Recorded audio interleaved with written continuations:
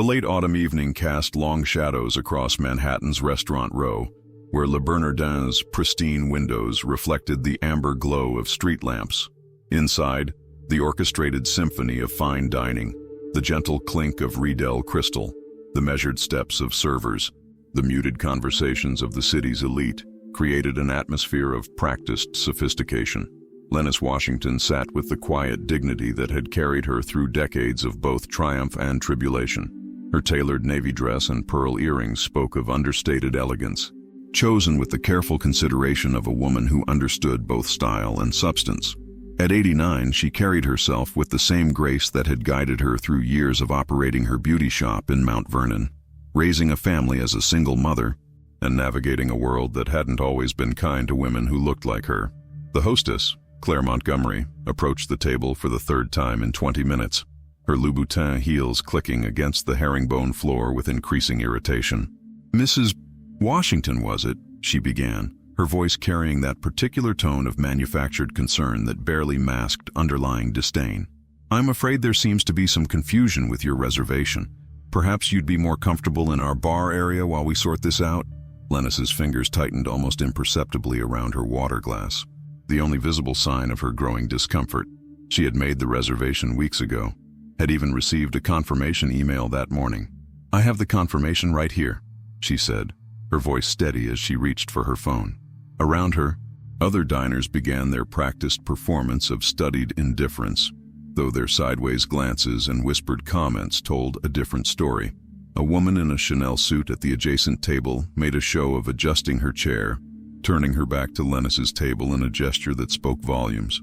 The maitre d', James Carlton, materialized beside Claire, his expression a masterwork of professional neutrality. "Madame, perhaps I can assist. Our dining room is quite full this evening," and without proper documentation, he left the sentence hanging, the implication clear in the air between them. Lennis straightened in her chair, her posture a reflection of decades spent teaching her children about dignity in the face of disrespect.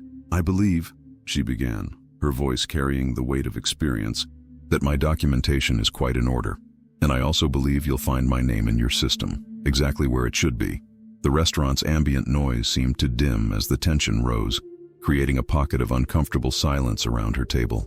A young sommelier, passing with a carefully balanced tray of wines, slowed his pace to observe the unfolding scene. He caught Lennis's eye briefly, and something in his expression suggested he'd witnessed this dance before.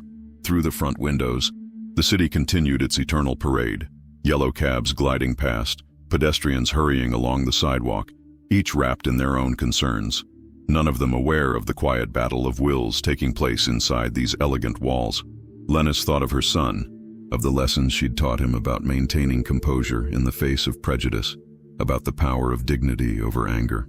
Just then, a blast of cool evening air swept through the restaurant as the heavy front door opened, carrying with it the sounds of the street and the presence of someone whose arrival would transform the carefully choreographed sleight into something entirely unexpected.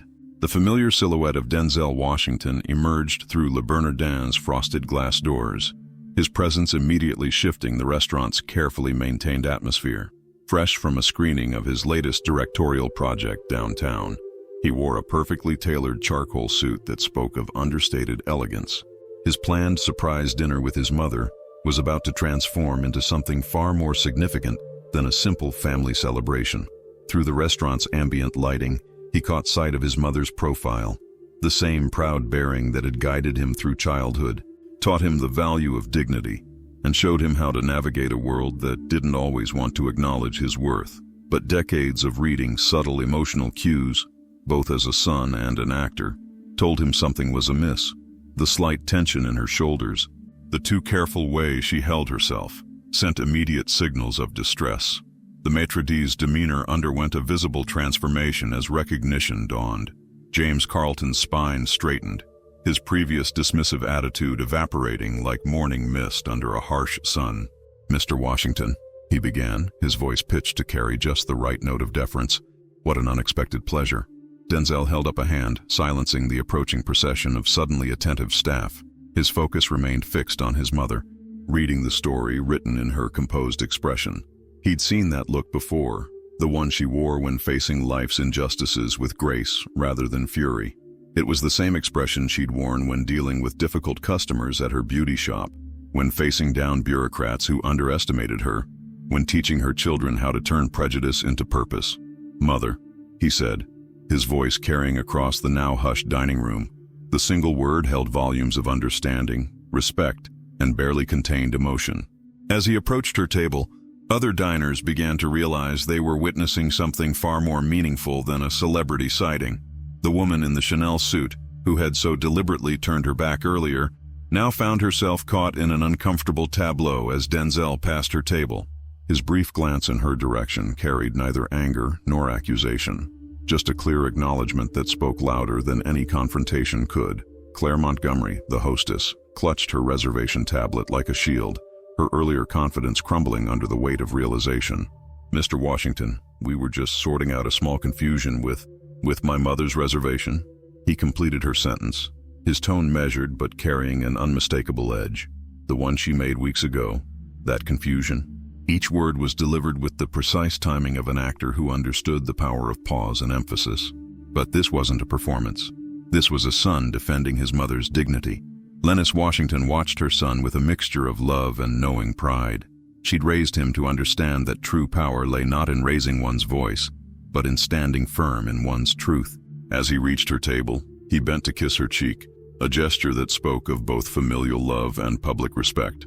"I see they haven't seated you properly yet, Mother," he said, loud enough for nearby tables to hear. "Interesting, considering your confirmation email." He turned to face the staff, who had gathered in an anxious cluster. His expression was calm, but his eyes held the intensity that had captivated movie audiences for decades. "Perhaps we could start this evening over, with the respect that every guest in this establishment deserves." The moment hung in the air, pregnant with possibility. It wasn't just about a restaurant reservation anymore. It was about patterns of behavior, about assumptions made and dignity denied, about a son honoring the mother who had taught him to face discrimination with grace, but never acceptance.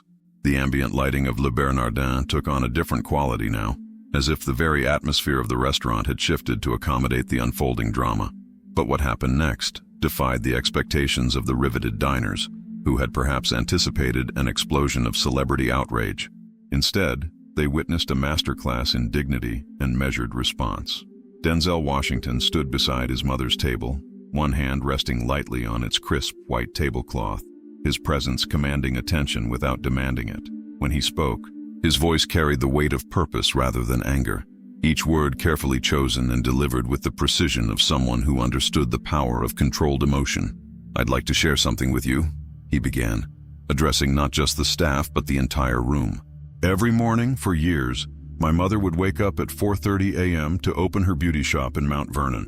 She'd spend hours on her feet, making sure every client felt beautiful, valued, and respected, regardless of who they were or where they came from." He paused, letting the words settle. "She taught me that true class isn't about designer labels or expensive reservations. It's about how you treat people." The maitre d', James Carlton, had begun to perspire visibly, his perfectly pressed collar suddenly feeling too tight. "Mr. Washington, please allow me to express our deepest—" "I'm not finished," Denzel interjected, his tone firm but measured. "You see, my mother also taught me something else. She taught me that when you encounter prejudice, you have two choices. You can let it diminish you, or you can use it as an opportunity to demonstrate a better way." Lennis Washington remained seated, her posture regal, a small smile playing at the corners of her mouth as she watched her son transform an ugly moment into something meaningful. She'd seen this quality in him since childhood, the ability to take life's harsh lessons and reshape them into powerful teaching moments. The woman in the Chanel suit had now turned fully around, her earlier disdain replaced by visible discomfort. Other diners had abandoned any pretense of disinterest, their meals forgotten as they witnessed this unexpected demonstration of grace under pressure. Claire Montgomery, the hostess, stepped forward, her tablet now hanging limply at her side. "Mrs. Washington," she began, her voice carrying a tremor of genuine remorse. "Your table, your reserved table, is ready in our main dining section." "No," Denzel said quietly. "I don't think we'll be moving. My mother is comfortable right here." He pulled out the chair opposite her and sat down, his actions deliberate and meaningful. What we will do is begin again. You'll serve us at this table with the same respect and attention you'd give to any guest. And maybe, just maybe, we'll all learn something tonight. The sommelier who had noticed Lennis earlier approached the table, wine list in hand, his young face showing both nervousness and determination. Mrs. Washington, Mr. Washington, he addressed them both with equal deference. Would you allow me to suggest a wine pairing for your evening? Lennis smiled warmly at the young man, recognizing an ally. That would be lovely, she said, her voice carrying the same gracious tone she'd maintained throughout the entire incident. And please call me Lennis. Around them, the restaurant's normal rhythm slowly resumed, but something had changed. The other diners watched as the Washingtons were served with impeccable attention, their dignity intact, their presence commanding respect not through demands or drama, but through the quiet power of their example. As their appetizers arrived, Denzel leaned across the table. You know, Mom, he said softly, though his words carried to nearby tables, I still remember what you told me when I was 10 and came home angry about how I'd been treated at school. You said, sometimes the strongest response to ignorance is showing people a better way. Lennis completed the sentence, reaching across to pat her son's hand. And look at you now, still teaching that lesson. The evening had transformed into something far more significant than a simple dinner service at Le Bernardin. As word spread through the restaurant's elegant dining room, phones remained conspicuously untouched. There was an unspoken understanding that this moment deserved privacy, that some experiences transcend social media's insatiable appetite for celebrity encounters. The same staff who had initially dismissed Lennis now served the Washingtons with a mixture of professional attention and genuine contrition. Each interaction carried the weight of a lesson learned, though neither Denzel nor his mother made any reference to the earlier confrontation. Their conversation flowed naturally, touching on family memories, current projects, and the kind of comfortable silence that only exists between people who understand each other completely. Tell me about the screening, Lennis said, her fork poised over the perfectly seared sea base. I know that look you get when a project means something special to you. Denzel's expression softened as he considered his response. It's interesting, Mom. The film's about choices, those moments that define who we are. Actually, he paused, his eyes meeting hers across the table. Tonight reminded me of one of its central themes. Around them, other diners tried to mask their attention, but the gravitational pull of the Washingtons' quiet dignity was undeniable. The woman in the Chanel suit, who had earlier turned her back, now sat facing them fully, her own meal barely touched as she witnessed a masterclass in grace and reconciliation. James Carlton, the maître d', approached their table with carefully measured steps. Mrs. Washington, Mr. Washington, he began, his earlier pomposity replaced by genuine humility. I would like to personally apologize for my role in this evening's misunderstanding. He hesitated, choosing his next words with deliberate care. Your handling of the situation has been enlightening. Lennis regarded him with the same gentle wisdom that had guided her through decades of navigating similar misunderstandings. Mr. Carlton, she replied, her voice warm but carrying authority. In my experience, true change comes not from grand gestures, but from small moments of understanding. What matters now is what we all take forward from this evening. The young sommelier, who had been their ally from the start, returned to their table with a bottle of champagne. With our compliments, he said, his sincerity evident in his slightly nervous smile. Mrs. Washington, your presence has taught us all something valuable tonight. As he poured the champagne, Denzel observed the subtle shifts in the restaurant's atmosphere. The initial tension had dissolved into something more contemplative. Nearby diners who had witnessed the entire evolution of the evening's events seemed changed, their own conversations taking on more meaningful tones. You know, Mother, Denzel said, lifting his champagne flute, I've won awards, met presidents, been celebrated around the world. But watching you tonight, that quiet strength you've always had, that's the greatest performance I've ever seen. Lennis's laugh carried across the table, genuine and warm. Oh, now you're just flattering your mother. But her eyes held the wisdom of years spent teaching her children about dignity through example rather than words. As the evening drew to a close, the restaurant had returned to its normal rhythm. But something fundamental had shifted. The staff moved with a new awareness, their interactions with all guests carrying a more genuine quality. Even the woman in the Chanel suit stopped by their table as she was leaving, her earlier disdain replaced by what appeared to be genuine self-reflection. "Mrs. Washington," she said softly, "thank you for teaching us all something tonight." Lennis simply nodded, her smile containing decades of similar moments, similar lessons, similar opportunities for growth. As she and Denzel prepared to leave, she paused to straighten his tie, a mother's eternal prerogative, regardless of her son's status. "You know what I'm most proud of?"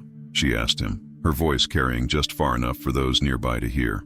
"Not that you stood up for me, though I thank you for that, but how you did it. You turned a moment of prejudice into an opportunity for growth. That's the true measure of a person." As they walked out into the New York night, their dignified exit observed by the entire restaurant, they left behind more than just a generous tip. They left a lasting lesson about grace, dignity, and the quiet power of leading by example. The streets of Manhattan embraced them, mother and son, teacher and student, each having demonstrated in their own way that true class has nothing to do with reservations at expensive restaurants and everything to do with the capacity to transform difficult moments into opportunities for collective growth. The story of that evening at Le Bernardin would be told and retold, not for its celebrity element, but for its demonstration of how dignity and wisdom can transform prejudice into progress, one interaction at a time.